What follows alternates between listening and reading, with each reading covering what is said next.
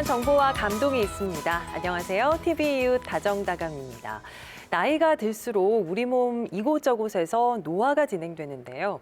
덩달아 면역력도 떨어지고 신체 모든 기능이 저하됩니다. 그래서 젊었을 때는 며칠이면 나을 단순 감기도 나이가 들면 폐렴으로 이어질 가능성이 높아지죠. 이 밖에도 나이가 들면 가장 조심해야 할 질환이 있습니다. 바로 관절 질환인데요.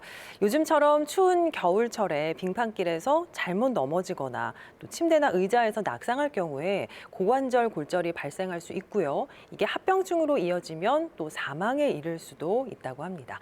그래서 이번 주 알면 알수록 건강 지식이 쌓이는 의학 알지 시간에는요. 합병증으로 이어질 수 있어서 고령자에게 너무나도 치명적인 고관절 골절에 대해 알아볼까 합니다. 대전 성모병원 정형외과 전문의 이환희 교수와 함께 고관절 골절에 대해 이야기 나눠보겠습니다. 교수님 안녕하세요. 네, 안녕하세요. 네. 골절, 쉽게 말해서 뼈가 부러지는 현상을 뜻하는데요. 저희가 고관절에 대해서 먼저 좀 알고 넘어가야 될 것 같습니다. 설명 좀 부탁드릴게요. 네, 고관절은 교과서적으로 말씀드리면 골반골의 비구와 그리고 대퇴골의 근입으로 이루어진 관절을 말하고요. 네. 좀 더 쉽게 말씀드리면 이제 골반과 우리 넓적다리뼈와 이루어지는 이 큰 엉덩이 관절을 고관절이라고 합니다. 이 고관절은 우리 몸의 관절 중에서 가장 크고 네. 튼튼한 관절로 알려져 있는데요. 특히 우리가 걷거나 뛸 때 체중 부하를 받는 중요한 역할을 하는 관절로 알려져 있고 특히 한 발로 서 있거나 걸을 때는 우리 체중의 최대 3배까지 이 고관절에 작용하기 때문에 매우 중요한 관절로 이해하시면 될 것 같습니다. 예, 체중의 3배까지 버틸 수 있다고 하면 상당히 튼튼한데 뼈 자체가요. 그런데 고관절이 어떨 때 부러지나요? 네, 일단 크게 2가지 원인으로 나눠야 될 것 같습니다. 고관절 골절의 대부분, 약 90%를 차지하는 골절은 바로 노인에서 발생하는 골다공증성 골절인데요. 보통 어르신들이 걷거나 이렇게 화장실 갔다 오다가 넘어지면서 네. 낙상사고로 인해서 발생하는 그런 원인에 의해서 발생하는 게 첫 번째고요. 앞에서 설명드렸다시피 이 고관절 자체가 우리 몸에서 가장 튼튼하고 힘이 좋은 관절이기 때문에 네. 매우 큰 충격을 받아야 골절이 발생합니다. 그래서 젊은 사람들 같은 경우에는 교통사고가 발생하거나 아니면 높은 곳에서 떨어지는 이러한 큰 에너지가 발생해야지 골절이 발생한다고 이해하시면 될 것 같습니다. 예, 역시나 아무래도 뼈가 약한 고령층에서 좀 많이 발생하는군요. 고관절 골절도 종류를 좀 나눠볼 수 있을까요?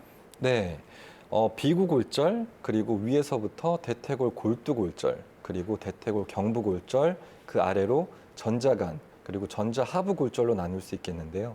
통상적으로 이제 일반인들이 흔히 말하는 고관절 골절은 대퇴골 경부골절과 전자간 골절을 말합니다. 네. 이 경부골절과 전자간 골절이 고관절의 약 90% 이상을 차지하고 있고요.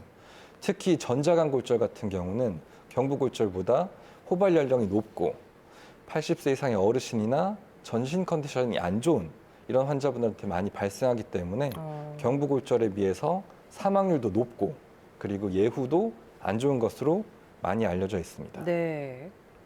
그 뼈가 약한 고령층에서 고관절 골절이 발생하기 쉬운 것 같은데 연령대나 몸 상태에 따라서 발생 빈도가 달라지기도 하나요? 네, 맞습니다. 쉽게 이해하시면 나이가 많아질수록 고관절의 발생 빈도가 올라간다고 이해하시면 될 것 같습니다. 앞에서도 말씀드렸지만 이 고관절 골절 자체가 골다공증과 큰 연관이 있기 때문에 이 골다공증의 위험 요인이 증가할수록 이 고관절의 위험 요인이 증가한다고 생각하시면 될 것 같고요. 네. 특히 폐경기 여성들 같은 경우에는 이제 호르몬이 감소하면서 이제 골다공증이 비교적 쉽게 발생할 수 있기 때문에 이 고관절이 쉽게 발생한다고 이해하시면 될 것 같습니다. 네. 특히 50세 이후에는 이제 10년, 몇십 년이 증가할 때마다 고관절 골절은 2배씩 증가한다고 이해하면 될 것 같습니다. 그렇군요.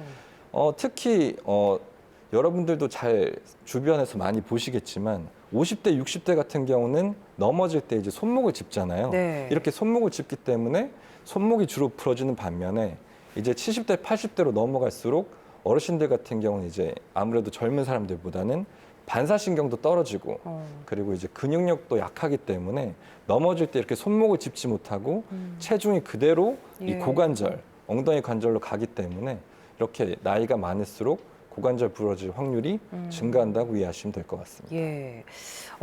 듣기로는 젊은 층에서 발생하는 고관절 골절보다 노년층에서 발생하는 이 노인성 골절을 더 주의해야 한다고 하더라고요. 앞서 말씀하신 것과 좀 이어지는 내용이겠죠?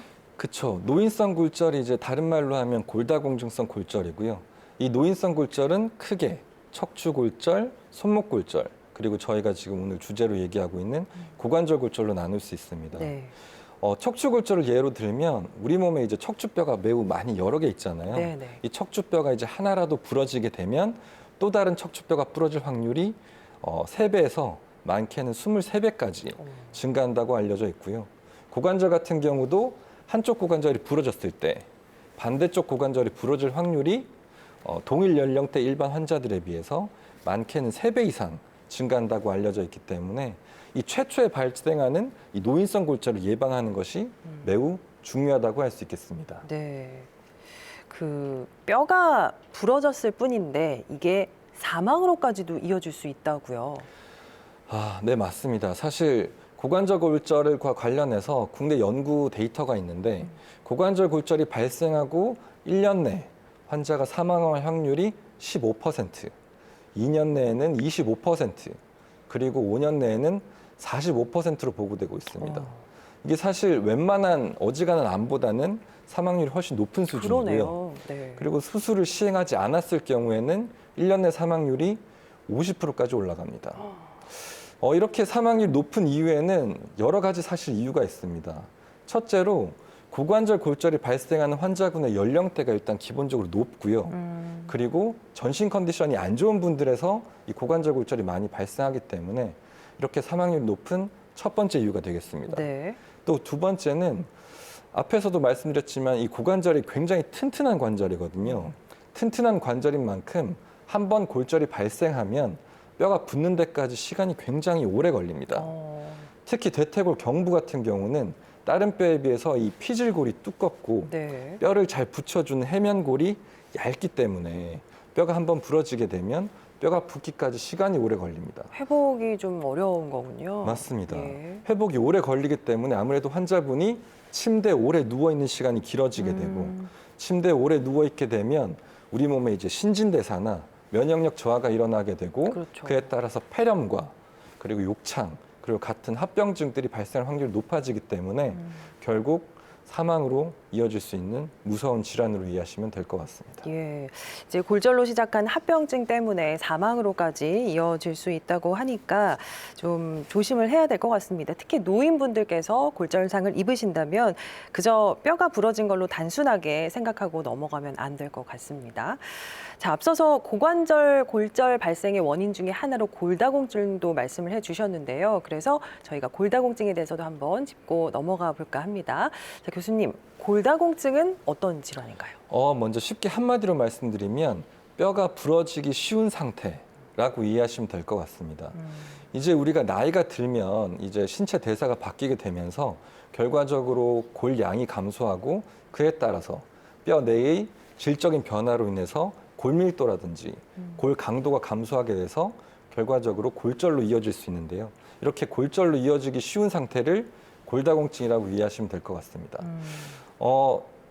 쉽게 설명드리면 똑같이 넘어졌을 때 네. 골다공증이 있는 분은 골절이 발생하고 골다공증이 없는 분은 아무래도 골절이 발생 확률이 낮다고 이해하시면 될 것 같고요. 네네. 좀 더 쉽게 예를 들어 드리면 사실 저희가 어릴 때 장난을 좀 치잖아요. 그렇죠. 원래 그런 장난을 치면 안 됩니다만 학생 때 왜 우리 앞에 학생이 앉을 때 이렇게 의자 뒤로 쓱 잡아당겼어요. 빼가지고 네. 앉다가 넘어지는 경우들이 있잖아요. 저도 해봤어요. 예. 네. 그런 장난을 물론 치면 안 되긴 합니다만 네. 어릴 때 우리 학생들 같은 경우는 넘어졌을 때 그냥 툭툭 털고 일어나서 다시 앉잖아요. 그런데 이제 골다공증이 심한 분들은 그러한 충격에도 고관절이 부러져서 일어나지 못하는 경우라고 네. 생각하시면 될 것 같습니다. 또 얘기를 많이 하는 게 문제가 골다공증의 증상이 사실은 생각을 했을 때 뼈가 시리다든지 또 그런 증상이 좀 느껴질 줄 알았는데 이게 부러지거나 검사를 받아보기 전까지는 좀 느껴지는 게 별로 없다라고 하더라고요. 그럼에도 불구하고 저희가 그나마 좀 체크를 해볼 수 있는 게 있을까요? 매우 좋은 말씀을 해주셨는데요. 우리 사람들이 굉장히 간과하기 쉬운 게 골다공증은 부러지기 전까지는 아무런 증상이 없습니다. 그래서 이렇게 골절이 발생해야지 아, 내가 골다공증이 있었구나 이렇게 네. 되지 골절이 발생하기 전까지 뭐 뼈가 아리다든지 시리다든지 보통 이런 증상이 대부분 없거든요. 그래서 이러한 골다공증을 확인할 수 있는 방법은 사실 병원에 가서 이 골다공증을 진단하는 방법이 있습니다. 네. 골밀도를 바로 이용하는 건데요. 골밀도. 네, 병원에서 우리 몸에서 가장 튼튼한 뼈인 이 척추뼈와 그리고 고관절뼈의 골밀도를 측정해서 이 골밀도 수치가 일정보다 낮으면 그때부터 이제 골다공증을 진단하게 되고 골다공증 치료를 하게 되는 거죠. 특히 이제 이 골다공증 같은 경우는 여성에서도 폐경기 여성이 약 30%가 골다공증이 있고 오. 70대 여성에는 무려 70%가 예. 골다공증의 유병률을 확인되고 있기 때문에 이 골밀도 검사를 특별히 더 잘 챙기셔야 되겠습니다. 예. 또 그렇죠. 이제 골다공증 위험 요소들이 몇 가지 있는데요. 말씀드리면 체중이 적게 나가는 경우, 흔히 이제 체질량 지수라고 하죠. 네네. 키를 이제 몸무게로 나눈 수치가 18.5보다 낮은 경우에는 또한 이제 골밀도 검사의 보험 기준이 되거든요. 이런 경우에는 꼭 골밀도 검사를 받아보시는 것이 좋고, 네. 또 이제 가족분들 중에서 골다공증성 골절의 과거력이 있는 분들, 이런 분들도 꼭 골다공증 검사를 받아보시는 게 좋습니다. 또 스테로이드와 같은 골다공증을 유발할 수 있는 약물을 네. 3개월 이상 복용하시는 분도 아무래도 골다공증 검사를 꼭 받아보시는 것이 좋을 것 같습니다. 스테로이드도 좀 관련이 있군요. 예. 말씀해 주신 것처럼 조금이라도 골다공증이 좀 염려가 된다 하시는 분들은 바로 검사를 받아보시는 게 좋겠습니다. 자, 그렇다면 고관절 골절이 발생했을 때 치료는 어떻게 하나요? 네, 크게 일단 대표적으로 경부골절과 전자간 골절로 나눠서 보실 수가 있을 것 같은데요. 경부골절의 경우에는 어긋남이 심하지 않으면 금속물로 이제 고정을 해서 뼈를 붙이는 수술을 하고요. 네. 만약에 이제 어긋남이 심하면 우리 왜 치아에서 이제 충치가 생기면 이빨을 떼우기도 하고 또 안 되면 임플란트를 하기도 하잖아요. 그렇죠. 고관절 골절도 마찬가지로 이제 인공관절 수술이라고 이렇게 대체물을 삽입하기도 합니다. 전자간 골절 같은 경우에는 이제 아무래도 경부에 비해서 혈관도 많고 해면골도 많기 때문에 뼈가 잘 붙는 조직이기 때문에 내고정물을 이용해서 고정을 하기도 합니다. 예. 그 갈비뼈 쪽이 골절되거나 하면 좀 자연스럽게 붙을 때까지 좀 기다리잖아요. 혹시 고관절 골절의 경우도 수술 말고 다른 방법으로 치료할 수 있는 게 있나요? 네, 병원에서 많이 받는 질문 중에 하나인데요. 일단 고관절 골절도 다른 골절과 마찬가지로 이 어긋남, 뼈가 많이 어긋나 있지 않으면 쉽게 붙을 수 있다고 생각되기 때문에 네. 이제 수술 안 하고 이렇게 그냥 있으면 되지 않나요? 라고 물어보시는 분들이 많은데 앞에서도 말씀드렸지만 이 고관절은 체중을 부하는 중요한 관절이기 때문에 고관절이 부러지면 꼼짝을 못 합니다. 고관절이 부러지면 침대에서 정말 이렇게 자세 하나 바꾸는 것도 굉장히 예. 힘들거든요. 그래서 만약에 보존 치료를 한다고 가정하면 뼈가 붙는데 보통 2-3달이 걸리기 때문에 두세 달 동안 그렇게 침대에서 꼼짝도 못하고 누워있게 되면 아까 말씀드린 것처럼 면역력이 떨어지고 네네. 신진대사가 떨어져서 폐렴이나 각종 합병증들이 발생할 수 있습니다. 또 우리 왜 손가락이나 발가락이 부러지면 보통 깁스라고 하잖아요. 네네. 이렇게 석고 고정이나 부목 그쵸. 고정을 해서 보존 치료를 할 수 있지만 고관절 골절은 그런 장치가 없기 때문에 부러지게 되면 수술적 치료가 필요한 경우가 대부분이라고 이해하시면 될 것 같습니다. 예. 골절 뭐 부위의 어긋남 정도에 따라 좀 다를 수는 있지만 고관절의 특성상 이제 상대적으로 재생력이 떨어지기 때문에 수술을 많이 한다. 저희가 이렇게 좀 이해를 하면 될 것 같습니다. 자, 그렇다면 설명해 주신 방법으로 치료를 하더라도 재발할 가능성이 있을까요? 네, 아까 말씀드렸다시피 이게 골절이 한번 발생하면 반대쪽 고관절에 골절이 발생할 확률이 동일 연령 나이대에 비해서 3배 이상 증가하거든요. 그래서 이 고관절 자체 발생을 예방하는 게 또 중요하겠고, 이 고관절 골절은 고관절 골절 자체보다도 합병증이 굉장히 무섭습니다. 네. 이 고관절 골절은 우리 몸에서 가장 큰 관절이기 때문에 부러졌을 때 피도 굉장히 많이 나거든요. 그래서 다들 들어보셨을 텐데 혈전이라고 네. 이 혈관 안에 생기는 이제 피딱지 같은 것들이 그쵸. 있는데 이 피딱지가 고관절 골절에서는 특별히 많이 생기거든요. 그래요. 약 40%에서 이 혈전이 발생한다고 알려져 있고 이 혈전이 다리로 가는 혈관을 막으면 심부정맥 혈전증, 그리고 머리로 가는 혈관을 막으면 뇌경색, 심장으로 가는 혈관을 막으면 심근경색, 폐로 가는 혈관을 막으면 폐동맥 색전증. 네. 제가 말씀드린 이 질환들이 사실 치명률이 굉장히 높은 질환들이라서 이런 합병증이 굉장히 무섭기 때문에도 고관절은 매우 조심해야 되겠습니다. 예. 고관절 치료에도 역시나 합병증 경계해야겠습니다. 골다공증으로 인한 골절, 뼈 자체가 약해진 상태니까 치료 과정도 더 복잡할 것 같은데 어떤가요? 네, 맞습니다. 고관절 골절의 90% 이상이 골다공증성 골절이고요. 아무래도 이 골다공증성 골절의 경우에는 일반적인 정상 뼈보다 뼈의 밀도나 단단함이 낮기 때문에 뼈가 붙는데 일반적인 뼈보다 오랜 시간이 걸리기도 하고요. 그리고 우리가 이제 뼈를 붙이려면 안에 이제 나사랑 못을 박아야 되는데 네네. 우리 쉽게 이해하시려면 이 벽에다 못을 박을 때 벽이 좀 튼튼하면 망치로 못을 박기가 쉬운데 벽이 이제 푸석푸석하거나 물컹물컹하면 아무래도 이제 못 고정이 박기가 잘안 힘들잖아요. 되겠죠. 예. 이런 방법으로 이해하시면 될 것 같습니다. 그렇군요. 고관절의 골절 겪지 않도록 평소에 뼈 관리 잘 해야 될 것 같습니다. 고관절 골절 수술 받은 환자의 경우에 거동이 말씀하셨지만 힘들 수밖에 없는데 그래서 보호자의 역할도 참 중요할 것 같거든요. 빠른 회복을 위해서 보호자가 옆에서 신경 써야 할 부분들 어떤 게 있을까요? 네, 이제 환자마다 다르긴 하겠지만 이제 최근에 의료 기술이 많이 발달해서 조기 보행이 많이 가능해졌거든요. 특히 환자의 태도에 따라서 이제 예후가 많이 바뀌기도 하는데요. 환자분들 중에서 이제 고통을 특히 잘 참고 이것저것 많이 해보려고 이제 재활치료를 적극적으로 하시는 분과 네. 나는 이제 아프니까 꼼짝도 안 해, 나 건드리지 마. 이렇게 이런 분들이 나중에 갔을 때 이제 예후나 이런 것들이 굉장히 바뀌기 때문에 이런 적극적인 지지를 보호자들이 많이 해주시는 게 좋겠고 네. 특히 이제 고관절 수술이 큰 수술이기 때문에 어르신들 같은 경우는 수술하고 나서 선망이라고 일시적 정신착란 상태가 오기도 하거든요. 오. 이렇게 선망이 왔을 때 환자분이 이제 여기가 어딘지도 모르고 네. 누군지도 못 알아볼 때 보호자분이 옆에서 이제 좋은 조언을 많이 해주시면 아무래도 회복이 좀 더 빠를 수가 있겠죠. 예, 환자도 그렇고 보호자도 그렇고 무엇보다도 빨리 나을 수 있다는 이런 건강한 생각을 가지시는 게 중요하겠습니다. 자, 이번에는요, 고관절 골절에 관련한 오해와 진실을 알아보도록 하겠습니다. 판넬 한번 뜯어볼게요. 첫 번째입니다. 인공관절 수술 후 운동은 할 수 없다. 어떤가요, 교수님? 네, 정답은 X입니다. 네. 고관절 골절 이전에 기본적으로 운동을 할 수 있는 능력이 있었다면 인공관절 수술 후에도 운동을 할 수 있습니다. 이 수술의 목표가 최대한 수술 전의 상태와 비슷하게 만들어주는 거기 때문에 네. 골절 전에도 활동을 잘하셨고 운동을 잘하셨다면 수술 후에도 좋은 활동과 운동을 하실 수 있을 것으로 기대하셔도 좋습니다. 그렇군요. 자, 두 번째 오해와 진실 넘어가 보겠습니다. 자, 고령일 경우에 인공관절 수술이 어렵다. 이건 어떨까요? 네, 정답은 X입니다. 예. 요즘 이제 100세 시대라고 하잖아요.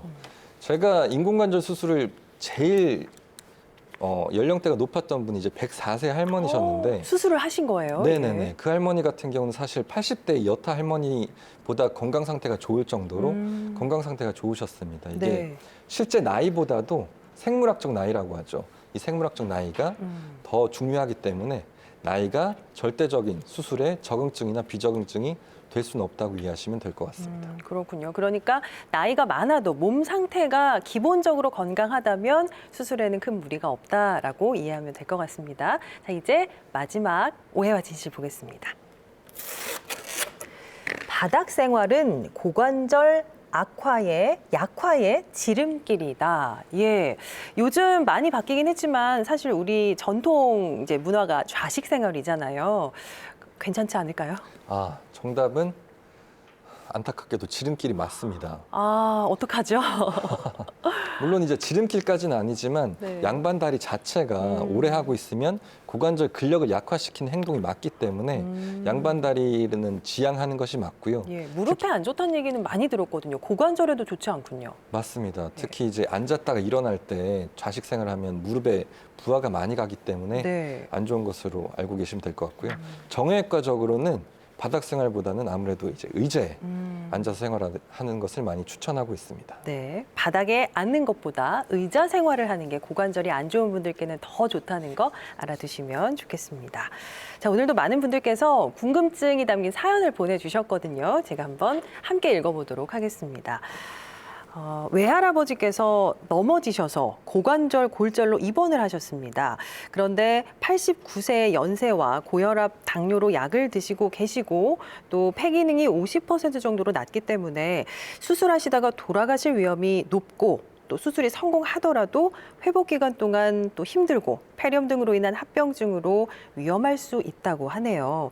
또 수술에 성공하더라도 예전처럼 걷지 못할 가능성이 있다고 합니다. 그럼에도 불구하고 수술 진행하는 게 맞을까요? 라고 보내주셨습니다.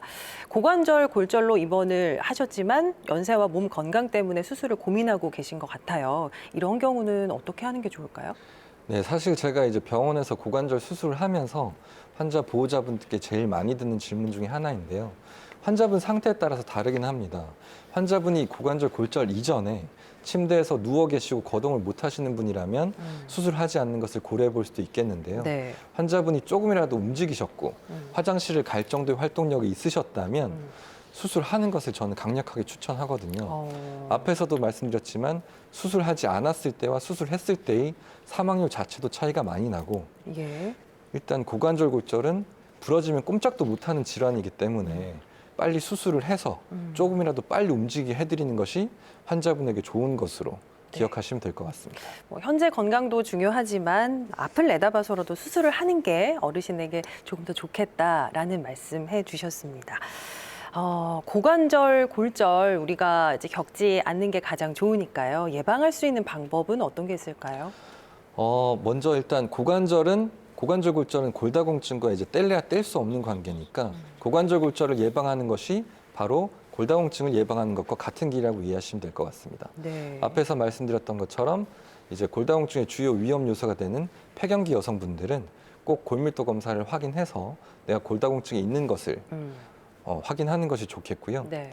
또 골다공증 위험 요소, 저체중이라든지 골다공증을 유발할 수 있는 약물을 드신다든지 그리고 과거력, 골다공증 골절의 과거력이나 가족력이 있으신 분들은 골다공증 검사를 하시는 것이 가장 중요하겠고 네. 또 한 가지는 이제 넘어진 상황 자체를 안 만드는 게 중요하겠죠. 그렇죠. 실제 어르신들 보면 이제 응급실 오시는 어르신들 대부분이 밖에서 넘어지는 것보다는 집에서 넘어지는 경우가 많거든요.